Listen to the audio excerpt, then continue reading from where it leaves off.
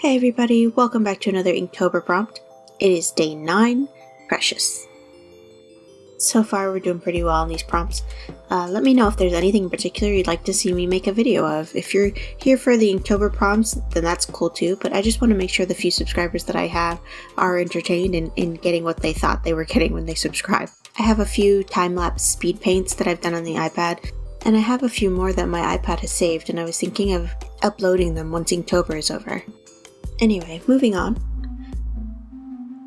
Precious was pretty hard to come up with. Even from a storytelling perspective, this was a bit of a head-scratcher. After drawing some blanks, I thought of someone maybe reminiscing about memories or their childhood, and thought that might be a good way to go about Precious. I worked in a bit of a perspective shot for this, and I think it came out okay. I fiddle with the banister off to the left quite a bit, and it still never quite looks right, but I'm not very familiar with perspective, and I'm glad I got some practice in. Dusty is a lot more involved with this one. She kept walking right under the camera, and I even had to pause the recording, I think maybe twice, just to give her some attention so she would just leave me alone for a little bit. And even after that, I had to convince her to lay off to the side just to sleep, because she kept reaching out her paw to grab me while I was drawing, and my drafting pencil is kind of thin and it's kind of sharp, so I'm always worried I'll accidentally poke her or something while I draw, and so I was just trying to get her to chill off to the side a little bit. She was being kind of a pain. To be honest, I don't know if either of those boxes in the background actually belong to this character, since they're not open, but I know that he was rifling through the album box and found some loose Polaroids and an old bunny plush that was probably his when he was younger. He was probably sent up here to find something in particular and stumbled on this old toy, bringing up some old memories, and he's just having a moment. So I really enjoy drawing details, and one of my favorite things to do for some reason is seams. I like putting seams on like shirts and pants, clothing in general. I really enjoyed it for the plush here. I think it adds a sense of realism or dimension. It also makes the image just look a little bit more interesting. Anything to keep the viewer interested just a little bit longer. And I really like those pictures that the longer you look at it, the more details you start to notice. I think that's neat. I like how the plush came out in this image. It actually looks like he's caressing it, and it really seems precious to him, so I'm pretty stoked that it came out as well as it did. One of the things I'm trying to work on is expression. Everything from subtle to exaggerated expressions, anything just to get the face doing something a little bit different than just a happy, like subtle smile or looking a little bit mischievous. So I'm happy his actually came out right. I think expression can help with same face syndrome as well. Even if characters have similar facial features like siblings or twins, having a wide array of expressions can help differentiate the character by personality. I personally have a set of twin original characters, and they work together, so they're typically seen in similar outfits. So I have a note in their character file that they should be identifiable by their expressions.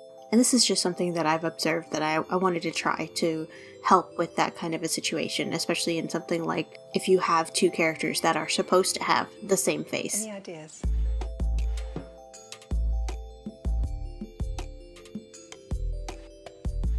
Lately I've been trying to look at my art in a more positive light. I'm very negative when it comes to myself and my art in particular, but I'm also aware that I'm not necessarily a horrible artist. I'm not the most familiar or practiced in a lot of different techniques or mediums, but I'm not bad. And I figure at some point, if I keep saying that, I'll believe it one day. So one of the things that I've been trying to do with these videos is really try to focus on things that I like about the image or things that I enjoyed doing, and it's helped a little bit. Just uploading your art to the internet can be quite a bit of a daunting task. You're putting up your images for everyone to see and criticize if they so choose. But I like to think of myself as more of a realist, but I'm probably a little bit more of a pessimist. With that being said, I actually don't think the inking came out as well off to the left where I guess the stairs would be. I probably should have decided where the doorway would be and have the light source come up from there. At the time, I just kind of wanted it to look like a light source was down there, but I didn't really think of where it was coming from. Planning out your light sources carefully is probably key. I wasn't really planning on this being a 2 light source piece though, so I knew that there would be light flooding from the room and the attic window, and that was pretty much it. Really, it would have just done wonders if I had been able to get all of the lines going in one direction when I was hatching, but I thought of them curving for some reason, and it didn't quite work out. It ended up coming out pretty flat, and I couldn't really do too much about it. The permanence of ink can be depressing. Without focusing too much on the negative, I am actually pretty happy with the inks otherwise. It came together slowly, but it came together nonetheless.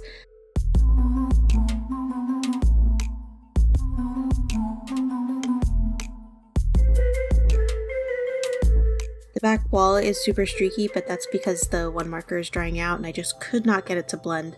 I went back after a while of letting the marker stand, and I was able to get some of the streaking to come out. For the next prompt, I may have to try and limit my Copic markers. Since the art stores nearby don't sell refills, I had to order it from Amazon, so I'll have to wait a few days to actually be able to use that marker again.